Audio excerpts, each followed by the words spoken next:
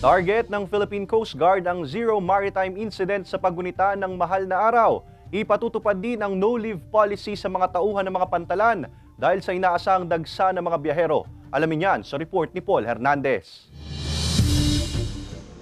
Simula March 23, 2024, itataas heightened alert status ng PCG Southern Tagalog ang kanilang hanay bilang pagtugon at pagpapaigting ng seaborne patrol at safety measures sa mga katubigan sa rehiyon. Target ng Philippine Coast Guard ang zero maritime incident sa paggunita ng Semana Santa. May sea marshals at karagdagang K9 units na magbabantay sa pantalan sa Batangas. Also our K9, there will be additional augmentation of K9 personnel here and their detection dogs para talagang mapaigting natin ang seguridad. Sa utos ni Philippine Ports Authority General Manager Jay Santiago, iira lang no-leave policy sa mga tauhan sa mga pier sa susunod na linggo.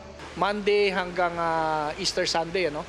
So makakaasa kayo na yung mga kawani ng PPA ay makikita natin at patuloy na magseserbisyo sa mga pantalan. Kasama pa ang ibang ahensya ng pamahalaan sa pagtutok sa seguridad ng mga magsisiuwian sa kani-kanilang probinsya sa mahal na araw. Deklarado ng Office of Civil Defense o OCD Calabarzon ng Blue Alert status. Nangangahulugan at tuloy lang ang koordinasyon nila sa mga local government unit at iba't ibang sangay ng pamahalaan sa rehiyon.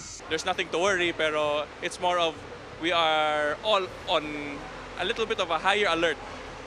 Especially na we're expected this Holy Week na mag-uuwian ang mga tao sa probinsya po. Ipinapayong planuhing mabuti ang pagbabakasyon at dalhin ang mga mahalagang gamit sa pagbiyahe para iwas hassle. Kung magmamaneho, tiyaking nasa kondisyon ang ibibiyahing sasakyan, pati na rin ang sarili. Kasama si Kel Ravaca, Paul Hernandez, Balitang Southern Tagalog.